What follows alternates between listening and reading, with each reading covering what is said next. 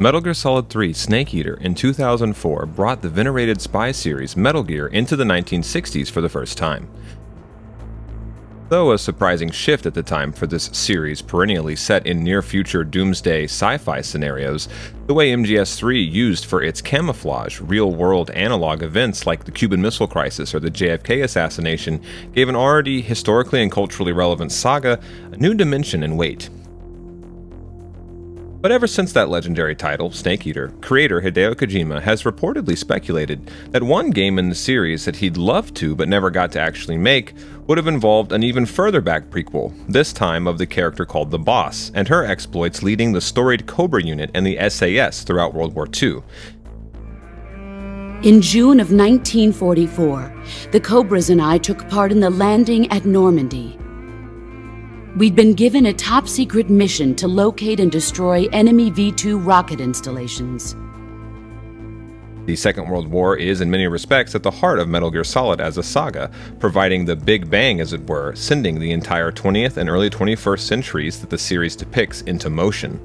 But even if Kojima never got to make this game a reality, I submit he may have done the next best thing, right under our very noses.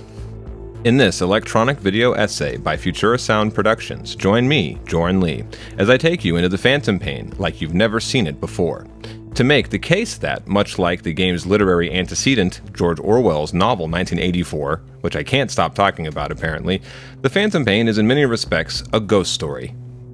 Namely, one haunted by the ghost of World War II.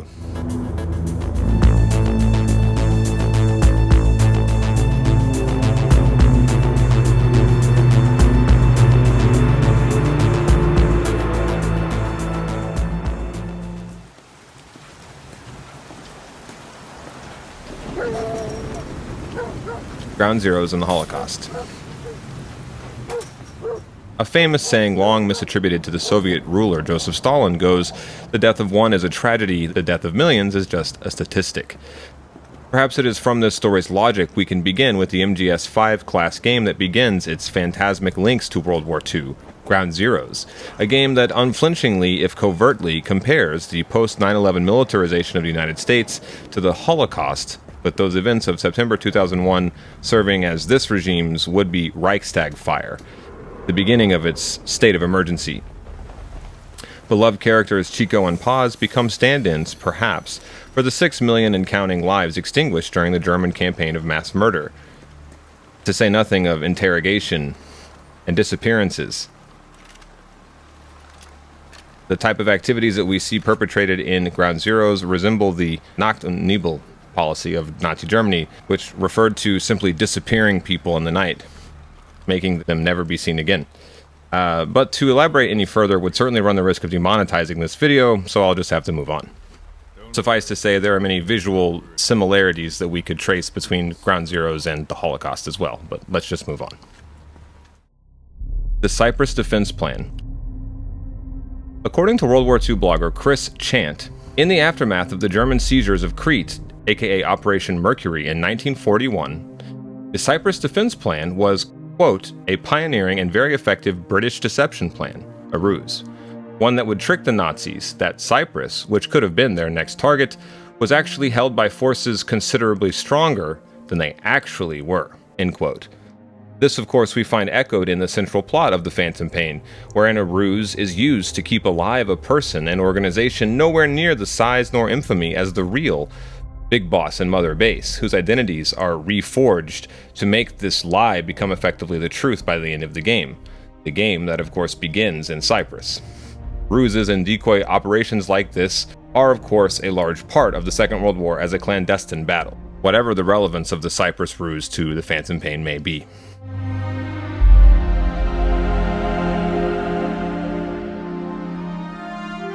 Venom Snake winds up just a copy of Big Boss, himself a kind of copy made of the originator for the Metal Gear Solid storyline, I suppose you could say, the Boss.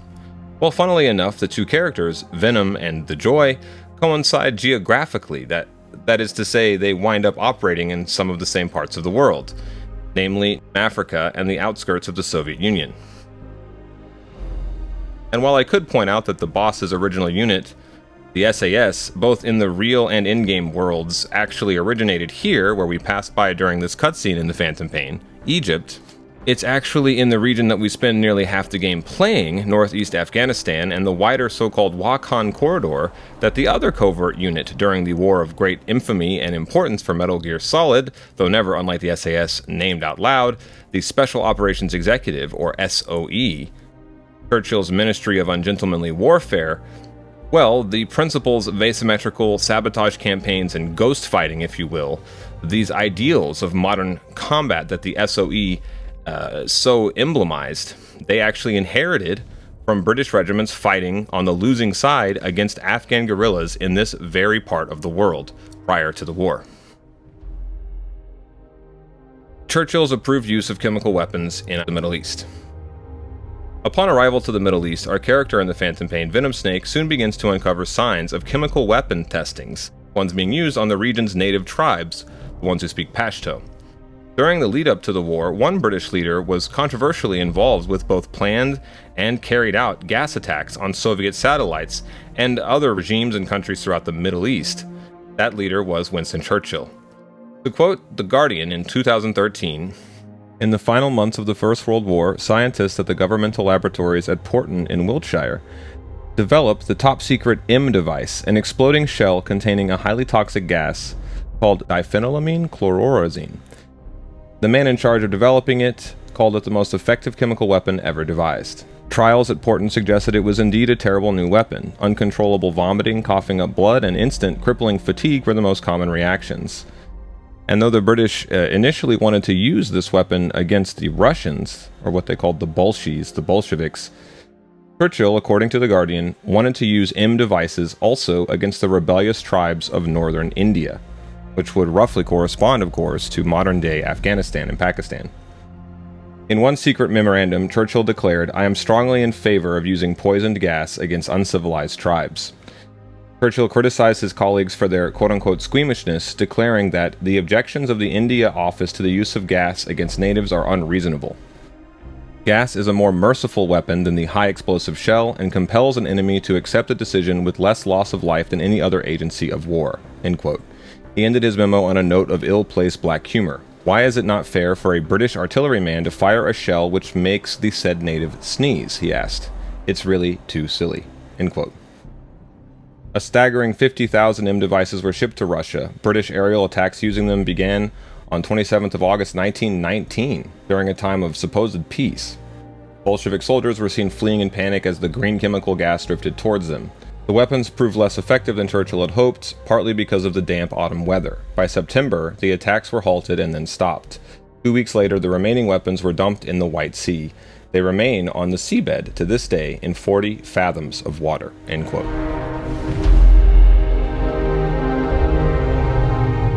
Next, the fight against the Soviets as a holy war.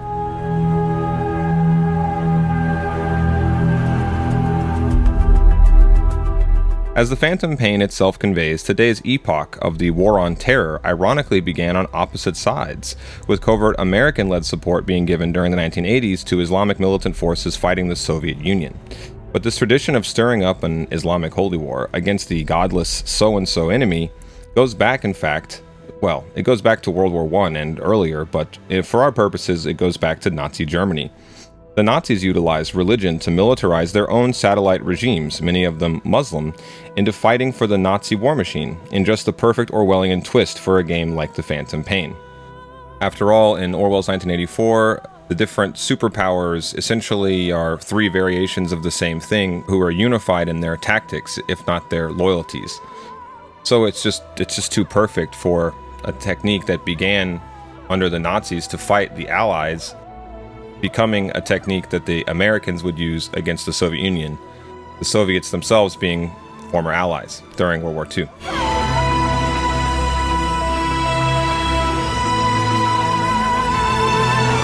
Next, Shinkolobwe Mine. In 1939, on the brink of America's involvement in World War II, world-famous scientist Albert Einstein disclosed to President FDR that of all the known natural sources for uranium in the world, one in particular was best, the Shinkolobwe Mine in the Belgian Congo. Even the name Belgian Congo recalls an era of unbelievable oppression and colonialism.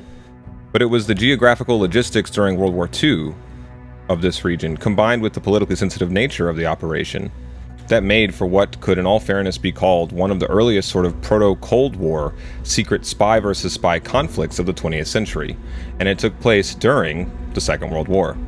As detailed by Susan Williams in Spies in the Congo, the British and American forces involved had to covertly move the uranium needed for the Manhattan Project through a nest of snakes, dodging the Nazis in Angola, and subverting at the same time, by doing so, Germany's own nascent nuclear program by denying them the uranium from the Congo. The collision that this gripping spy story manifests between the nuclear and colonial ages poises the perfect backdrop for the Phantom Pain, and helps provide the basis for its own covert nuclear shipping network storyline.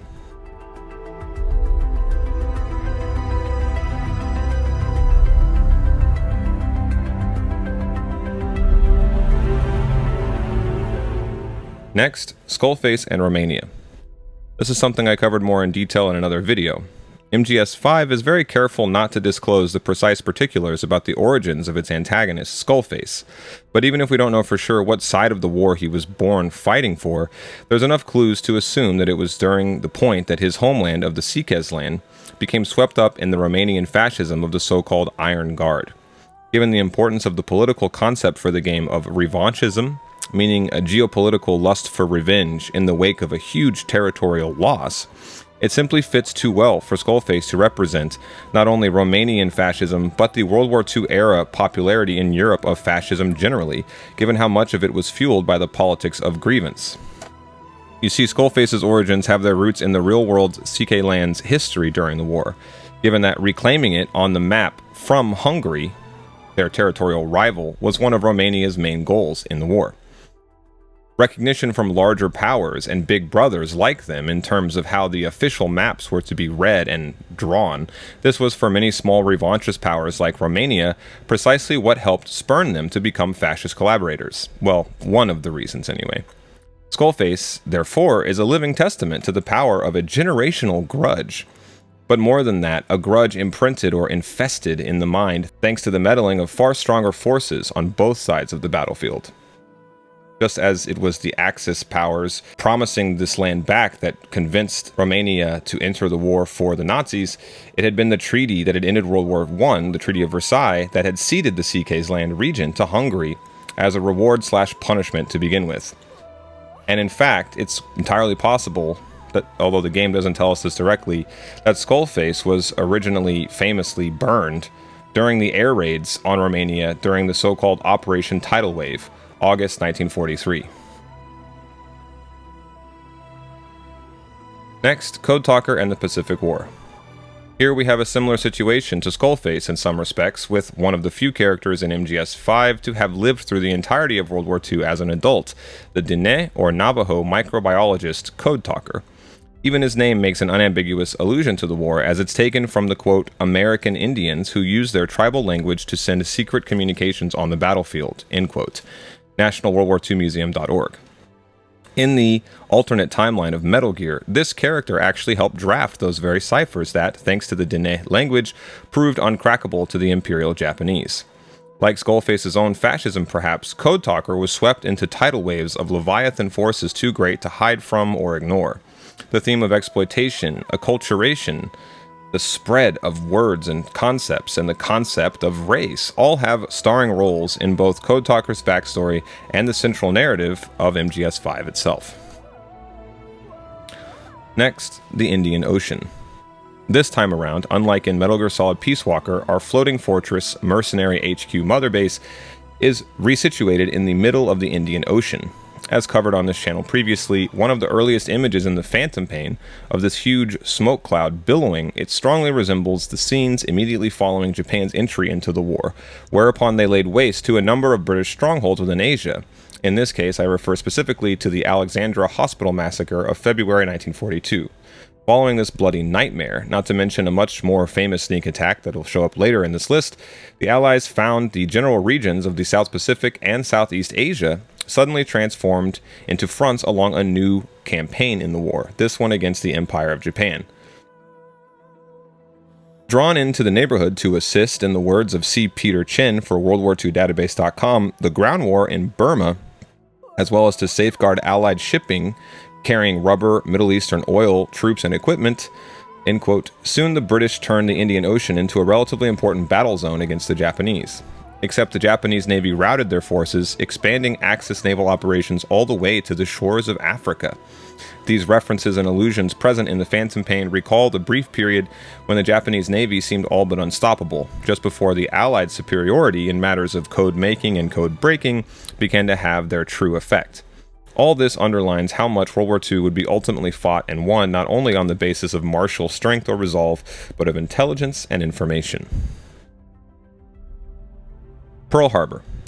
Setting aside the uncanny resemblance the sacking of our Caribbean HQ has to certain infamous coordinated kamikaze attacks that took place in the fall of 2001, the ending of the MGS5 prologue Ground Zeroes is steeped no less so in the iconography of the Japanese attack that precipitated America's entry in World War II at the end of 1941, the raid on Pearl Harbor.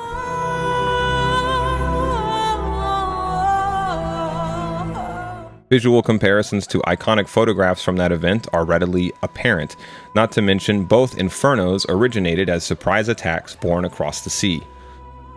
In a matter of speaking. Clearly, MGS5 is simply laden with allusions and coy nods to many aspects and famous events taken from the Pacific and, for lack of a better word, Asian components of World War II. Skullface's mask and the OSS. This one really blew my mind. According to the National Park Service of the Ketosin Mountain Range in Maryland, in this particular park were trained members of the Office of Strategic Services, or OSS, which was of course the precursor to today's CIA. Formed in the midst of World War II, quote, the men recruited by the OSS arrived at Ketosin with nothing. They were given everything they needed upon arrival, including false identification documents. All trainees were to remain anonymous. Their mission, location, or true identity was to be kept secret. Trainees were given a name badge with a fictitious student name such as Joe or Fred. OSS training films showed instructors and trainees wearing black masks to protect their identities. If the trainees went to Hagerstown or Gettysburg for an evening on leave, they had to be careful not to divulge any information. All trainees were closely watched even outside the camp. End quote. As you can see from this footage here, the resemblance to Skullface and his domino mask is nothing short of obvious.